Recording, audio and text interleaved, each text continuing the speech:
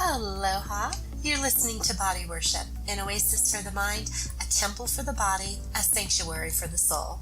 I'm Anna Marie, and welcome to my podcast, where we explore the most cutting-edge alternative modalities, ancient rituals, and sacred practices that shaman, yogis, and healers from all corners of the world have practiced to deeply connect with Source.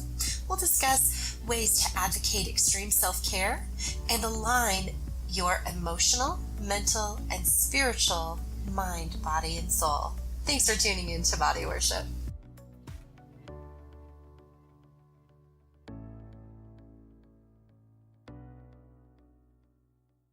Aloha, and thank you for joining us for another episode of Body Worship. Lauren Alexis Pritchard embodies soul experience from some of the most powerful light warriors in history. Her name means victorious helper of the people. She had an ambush awakening in October 2016 and was initiated into the process of understanding this planetary ascension that is happening now via galactic benevolence. She is specifically guided to expose the dangers of AI, its relationship with the Illuminati, and the cyborg reality that is trying to manifest itself on our planet. With the help of humanity ascending and coming together in unity consciousness, we have the ability to supersede this AI reality for the golden age of Gaia, Mother Earth. Okay, hello, Lauren. Finally. Hi, Anne-Marie. Thanks for having me. Yeah, with our busy schedules, it's like, yes, finally. Yeah. So, Lauren, can you tell us exactly what it is that you are doing right now in regards to really informing people about AI and AI technology? Well, the funny thing is, it's like exactly what I'm doing. I feel like it's consistently changing.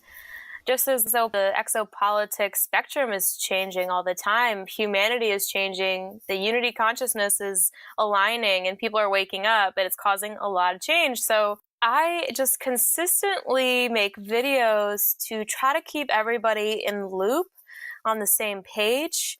Well, it's not my loop, it's everybody's loop. It's the loop of the Ascension.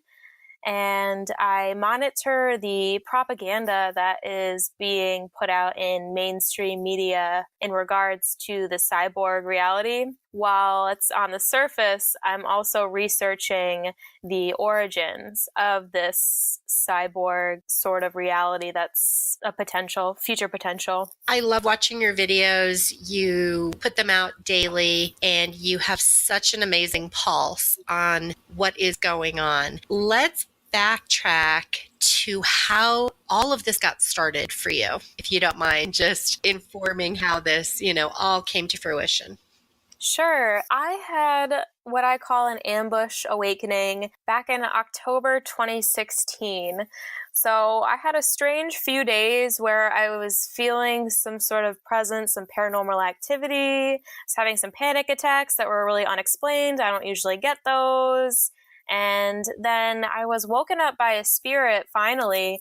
And while that would maybe usually freak people out, for me, I was like, okay, finally, someone's going to start giving me some answers as to what's been going on here. And I've been going through an intense ascension. And eventually I was getting shown visions of people being poisoned with metal. So I was seeing a vision of actually chemtrails in the air, and people looking down at their arms and seeing that their arms were turning to metal, and they were like grabbing them as if there was like they couldn't do anything about it. And I thought this was weird. I didn't know what it meant, but I was slowly over the course of, I would say, a year and a half, getting more and more in tuned into artificial intelligence. In fact, I was starting to notice how if people regurgitate fake news media, is that not artificial intelligence? So I was gathering stuff from every angle, also finding out that chemtrails are packed full of metals, like nanometals, aluminum, and we ingest those, and then we can detox from those. So that is kind of how this whole thing started. One of the reasons that I wanted to have you on is because it was in 2007, and I had already told you this story, but I'll share it with my listeners. My best friend was in from Canada, and we had like margaritas or something, just like a margarita at my house, I believe. And all of a sudden, her and we have this really cool thing where we download the same information together. And so we can see exactly what the other person is seeing. I started seeing the same thing that you did. I just got the information. We are being turned to metallic beings. We're becoming more metal. And I didn't know what that meant. I just knew that it was something that I would get an answer to. And so I was watching one of your videos and you were talking about this. And I was just like, that's it. And when you started talking about the chemtrails, I started connecting it with a show that I had seen that was talking about, it was like 60 Minutes or 2020. And they were talking about how toxic our water is and how they're poisoning us and they're making us not be able to have children. It disrupts our reproductive system. It affects our thyroid, and it's leaching metals into our body when we drink bottled water. And then you started talking about the chemtrails, which I knew about what they were doing with the chemtrails, but I never put two and two together about the metals and the barium and everything else that's in it. So can you point out like the part of the brain that these nanonites or whatever you're calling them, that they're stored in, and how this actually is going to be activated in us when they want to turn us on or off? Yeah, well, with the 5G towers is extremely concerning. We have to make sure that the 5G towers, this agenda is not successful. So I cannot actually tell you exactly where the particles are being stored. That's why I would love to, and we're all just getting organized in this community. I would love to be able to connect with somebody who does know more about that. So if anyone's listening or knows somebody who is familiar with this material, it'd be great to work together. But I will tell you that I was listening to Elon Musk, of all people. He's been warning about AI for a while now, and he's got the biggest platform. Right. Yeah, he was telling Joe Rogan how there is one part of the brain, its purpose is to make the other part of the brain happy. And what I understand is whatever part of the brain this is he's talking about is where the metal is getting stored. So that's why people don't have a very strong grip of reality in the organic sense if they're being poisoned with this kind of, or, they're being bombarded with this kind of metal. And I also, this is just sort of, I have a little medical intuition. I actually have quite a good amount of medical intuition, as you probably do too. And a lot of people watching, we're gaining this as we shift out of this medical matrix healthcare system. But when you think about it, you're electrical. You're an electrical being. Your thoughts are electrical. Your nervous system is electricity. When you have an abundance of metal pulsating through your body, is that not causing misfiring? Our brain is misfiring. Our hearts are misfiring. And it's continuing this chaotic emotional state that a lot of people are in. I mean, look at the amount of anxiety and depression, because emotions are what actually makes human beings powerful. We're powerful because of our ability to have emotions and emotional intelligence, which is basically the same as psychic intuitive abilities, and also with unity consciousness with each other, being able to truly feel each other's energy. That is so true. And I just had Ron Searcy and Josh Rinaldi on, and they're teaching a 6-week course about the electrical body. And then I had another guest on, Timothy Robert, and we were talking about detoxing our bodies, because when our bodies are full of metal, that makes us more susceptible to cosmic and solar radiation and G5 and, all of this stuff. It intertwines. Yeah, it's this whole new industry. Yeah, absolutely. I heard Whitley Strieber. Are you familiar with him? No, I'm not. Okay, so he said that first AI will merge and be put in our ears so that it will be able to track us wherever we go. And then it'll inform us with what we need to know based on where we're at. So he said that this is the very first thing they're going to be doing, and it's going to be coming out like within the next year or so. And then from there, and this is what you've been talking about, then they're going to start dangling that carrot saying, oh, this is for people who not be able to use their arms or their limbs, and this will enable them to be able to function normally like us. So they're going to dangle that carrot in the medical world first and then just amplify it from there. So can you go into that a little bit deeper as to how they're going to make that attractive and how they've already started to make this attractive and what the actual master plan is for this? Oh, absolutely. Absolutely. Well, first, I want to say, Lex Friedman at MIT is an expert in AI development from like a very surface level standpoint, but he's also got some good philosophy. He's a young guy. He was saying how we historically are very bad at predicting things. And it's interesting because we're offered so many predictions and it's just so hard to say, especially with something like AI, because of that singularity, how quick that can take off. So we're really approaching a future of many different possibilities. There's many different timelines. I do believe that we have diverged many different timelines, even within the last 50 years, even the last couple years. I know that there was this timeline of this new racial discrimination and divide. That didn't happen. I think that was a real timeline that was put into place. So anyways, that's that. The medical industry the current medical industry that we have now is what is going to, it's all going to merge. It's all going to, like tech, Apple, Google, it's all going to come together. The medical industry that we have right now is going to be responsible for the physical merge, the physical cyborg sort of thing. And they're going to, they're doing it now with birth control. You have that like microchip birth control, the microchip convenience for unlocking your car door, going in your home, or checking out with your credit card. It's just already microchipped in you. It's convenience. It's the microchip your grandmother so that you know she's taking her meds, and microchip your animal so you know where they are if they get lost. And then microchip your kid.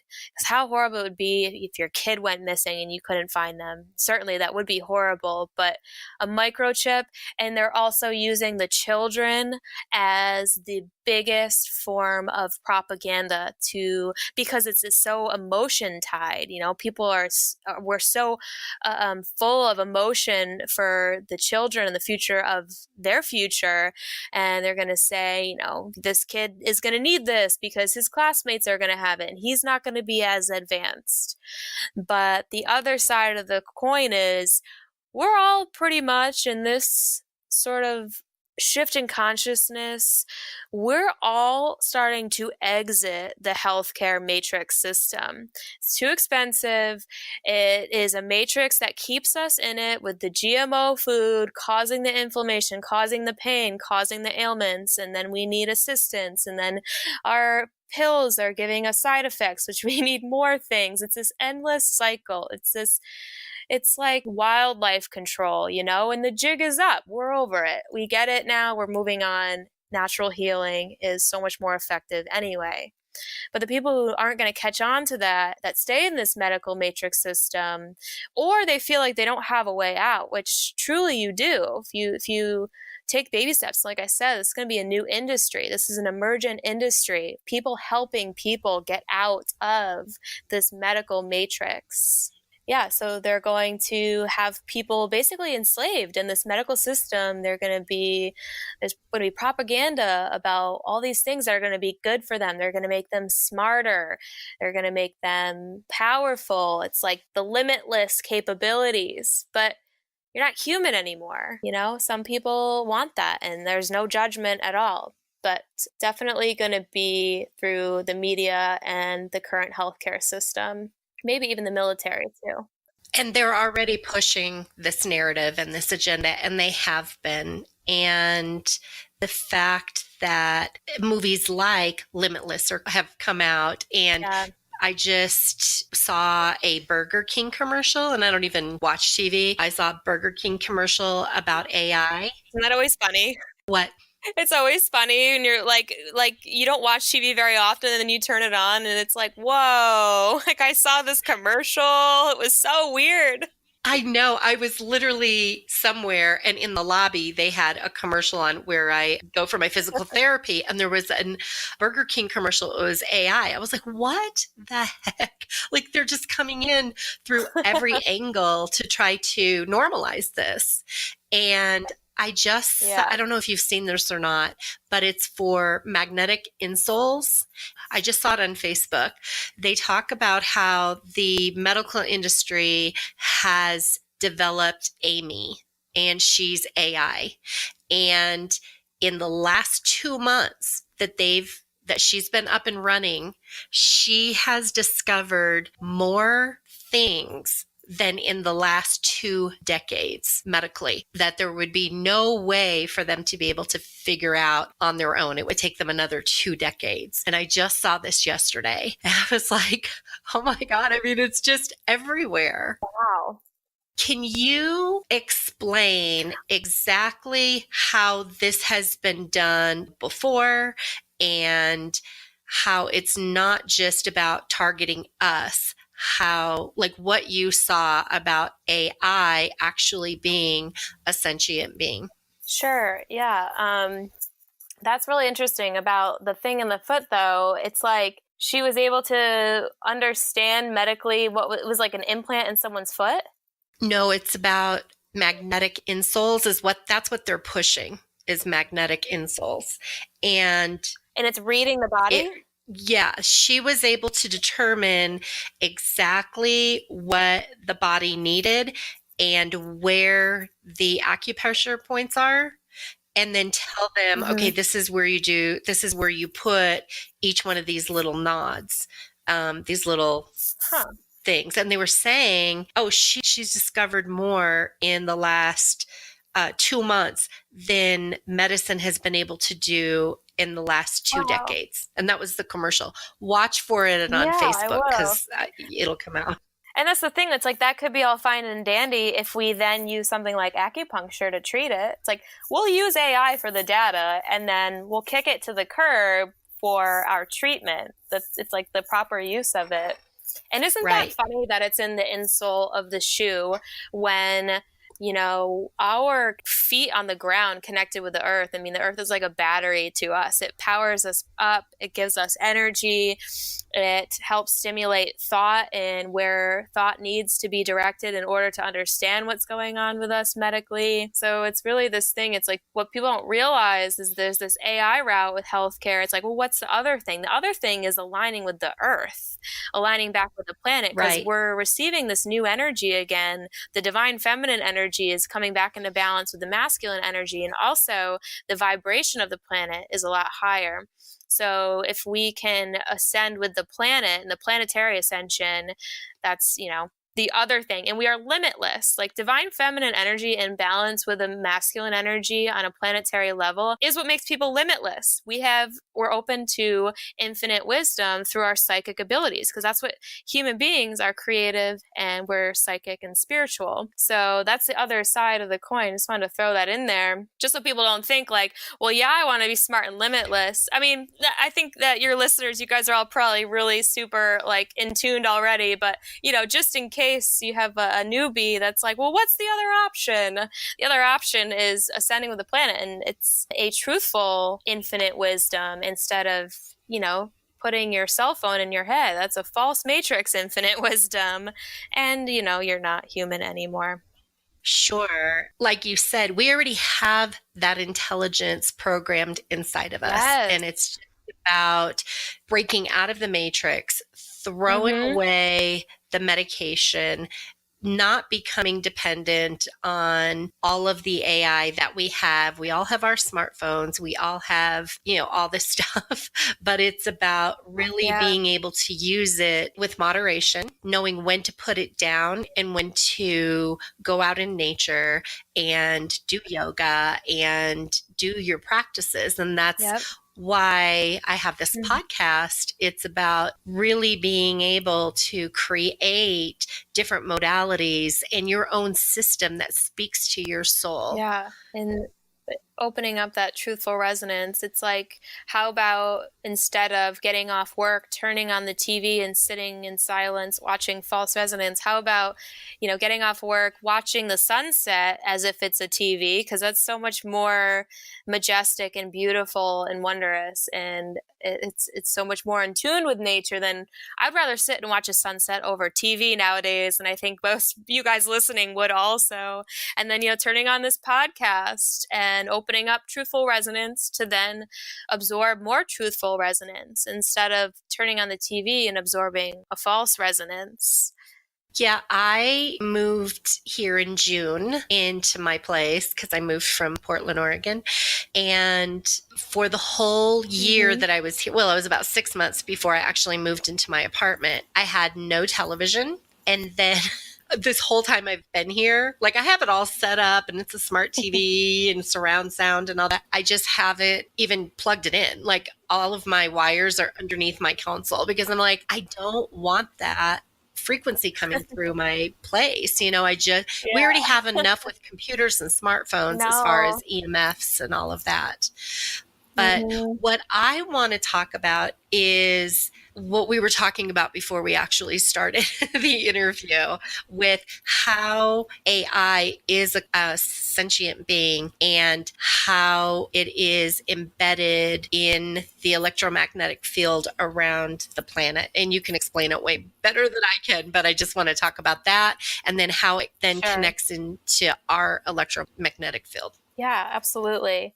So, I just wanted to make sure you were going to go there. So I didn't add this into my awakening in the beginning, but following what I was saying with the visions, I was starting to figure out, and with the help of Simon Esler with the QAnon think tank and Thunderheart guidance, Simon helped me.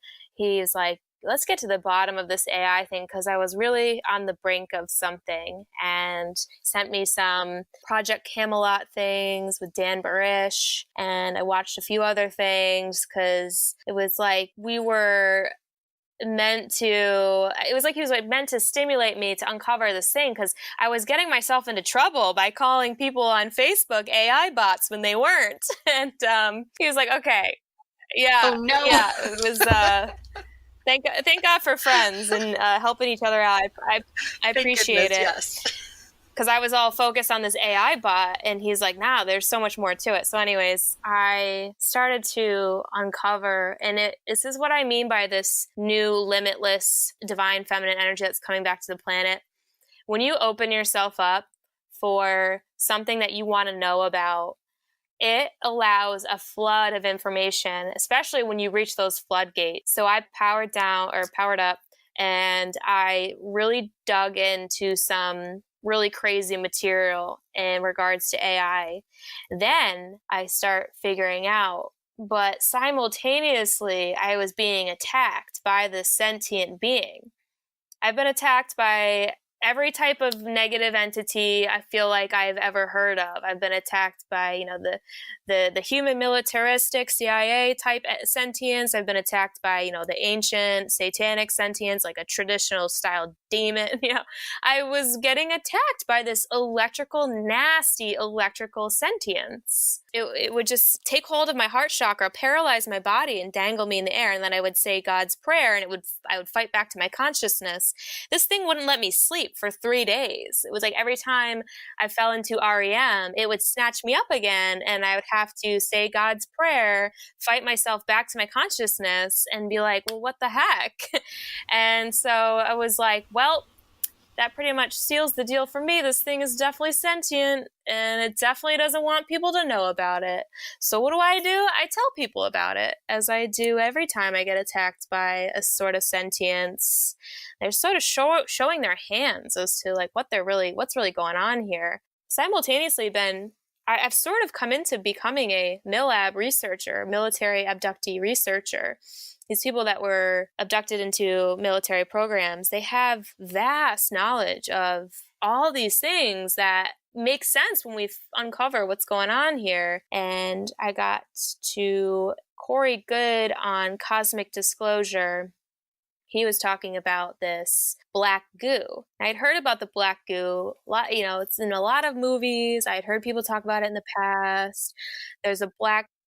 Yeah, that's what I was going to say. It's in movies. They're showing us, disclosure is there. Yes. They're showing us, they're trying to normalize it and make us like just get used to it by all this, just having it right out there. And I'm finding it's this widely accepted and known thing. Well, it's accepted because it's known.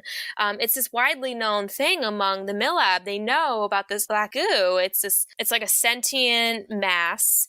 It apparently comes from another universe. While that detail, certain details aren't super important because we really are focusing on solutions. So it apparently is not from this universe. What it does is it comes in and sits in the electromagnetic field of a planet as it is developing. It's an ancient artificial intelligence technology, sits in the electromagnetic fields of planets, waits for them to sort of develop, like as humanity is developed, it has then moved from the electromagnetic field of the planet into the electromagnetic field of humanity, and it possesses people to create technology for it to then assimilate into, merge into.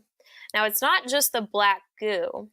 There is a group of extraterrestrials that are long time infested by AI nanobots, the Black Goo. I would speculate that the Black Goo probably possessed an ancient extraterrestrial race to create nanobots that are now infesting, the reptilian race. This group of extraterrestrials that are our biggest opponent right now. They want this planet for themselves. They want a portion of humanity for themselves. And they all work together. And the cyborg reality is like a victory for them and their relevance in the solar system. And it's really amazing how this is what sci-fi has been saying. So it's already been informing us so that it could be normalized and it could be shown in different movies and TV shows and sci-fi books, when in reality, there's all this testimony from people in the secret space program, Milab, that say, no, this is actually a thing. And this has been going on for millions of years, where it takes over a specific planet. And so that's how it was even in our consciousness to begin with for Spielberg and all these different people. I don't know if he did anything on it, but I'm just saying, different people to be downloading that information to then create movies and TV shows around. Yeah, because it's not just them. Like I said, there's all these ET groups working together. That ET groups are largely responsible for a lot of interactions that trickle down from, the top of the all-seeing eye, the pyramid, the Illuminati. And so they work with ETs to get this technology up and running. So they'll leak little things into humanity, say, hey, look at this thing, this cell phone, this iPhone. We want everybody on the planet to have one of these things so that we can, progress this agenda. Yeah. And I mean, the technology, I just saw glass pads that are going to be like super flexible glass pads to where you can't break them or anything. Oh, wow.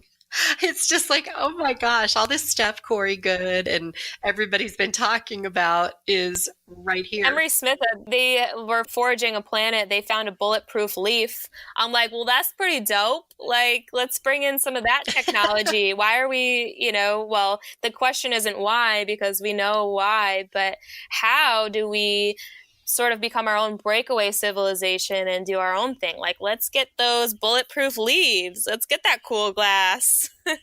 Yeah, and they've got it. I just saw something about it. So, and then Emery actually had posted that they already have the bulletproof like skin thing that came from plants. And that was, I think, like 3 or 4 months ago, he Ooh. posted that. I know. He was like, "Where have you heard this before?" I totally forgot at the top of the hour to ask you what type of tea you were drinking. Yeah. And I normally start my episodes with asking what type of tea you're having. Well, I am having a wild berry zinger, just your traditional grocery store. That's the brand that's in all the grocery stores. I like it because you don't need sugar. It's sweet on its own. Oh, it is. I know. I've had that before and I like it. Yeah. I am actually having golden milk, Ooh. which is turmeric and coconut milk and a little bit of coconut oil and then black pepper and Ooh. honey. And it helps with like inflammation and heart palpitations and stomach. It helps you sleep better. It's like really calming. It's like giving a baby honey milk in the evening. Oh, yeah. And I love turmeric. It's so good for you. It like feels so good. It does. It's just so soothing. Something so nurturing about it. See, earth medicine, people. Exactly. So much better. So, what is one of your favorite ways to practice self-care? I know you're a nature girl and you love being out in nature, but Yeah. I mean, is it that or is there something else? Like, what do you really like doing that really brings you back to center, when you're kind of bombarded by everything? Yeah, I do a lot of yoga. Well, as much as I can, but that's my thing. That's like, you know, everyone stop. I need to go to yoga right now before I lose it. But I was thinking for a second because I'm like, well, like a lot of people do yoga, and we all know how wonderful that is. So how about like something truly that I do that helps me so much? It's planning my day has been this new paradigm shift that it's like with manifesting your reality, especially in the winter, we have shorter days, so it gets kind of depressing. But I'm finding that if I plan my day, I manifest a good day and I, plan it in the morning. And then, B, it helps to keep myself on track in the sleep schedule. So I was never a big routine person, and it's not a routine. I don't mean by means of a routine, because I think that isn't natural. I think it's more natural to kind of go with your own biological flow and go with the flow of the season and the planet. Sometimes you need more sleep than other days. Sometimes you sleep till 11. Sometimes you wake up at 6. But yeah, I practice self-love most recently on top of doing yoga by really planning and manifesting my day so it doesn't get hijacked or I don't fall into that. What am I doing? Oh, I'll just grab a glass of wine. And then once you do that, your day is kind of over. Yeah, in my coaching practice, I call it blueprinting. You plan what you want and then you feel into it. You feel how you want to feel after you have or during whatever errand or, thing on your to-do list is. But you feel, okay, how do I want to feel during it? And how do I want to feel after it? So you're literally energetically going into, like if I have a client that has a court case, a custody battle or something, then we blueprint the whole thing for her emotionally, and then life organizes itself to be able to raise up to that expectation because you've put your emotion, energy, and motion into that action. That is like awesome to add into it. That just adds a new layer. So try that. Let me know how that works. It's awesome. I feel like I want to talk to you so much. The more I talk to you, I'm so like in awe of your like level of spiritual evolution. I'm so in awe of you and your mind. Oh my gosh. Thank you, Lauren. And I feel the same about you. So it's an equal admiration here, but thank you. Can't wait. I'm coming to Austin. I can't wait to hang out with you. I know. I'm so excited. We got to produce some stuff when you're there. Oh, we do. Yeah, absolutely. Yeah. Well, thank you so much. I really appreciate you being on here, and I want to have you back on again, as new information comes out, just to keep everybody updated. And thank you for what you're doing, because I mean, I only do my show once a week, and you are doing this every single day. So you're in the trenches, you're talking to everybody in all different fields. And I have so much respect for the information that you're really disseminating to everybody. So thank you. Yeah, thank you. I'm so grateful people are getting it and they're on board, and it helps me feel not so alone, and then also gives me confidence to do what I do.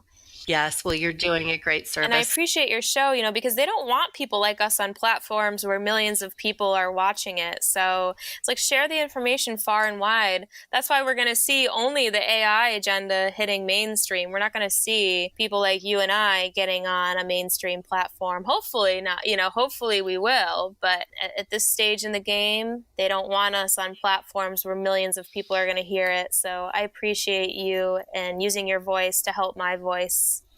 Oh, that's my honor. Well, thank you so much, Lauren. Thank you.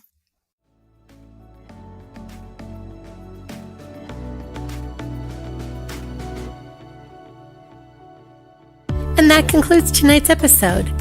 Be sure to check me out on my website, bodyworship.me, or my Facebook page, Body Worship Coach, where you can schedule a free initial consultation for personal empowerment coaching, holographic quantum long-distance healing sessions, the Happiness Project, which is known to stop panic attacks, anxiety, and depression within one session. I also offer past life regressions, workshops, and seminars.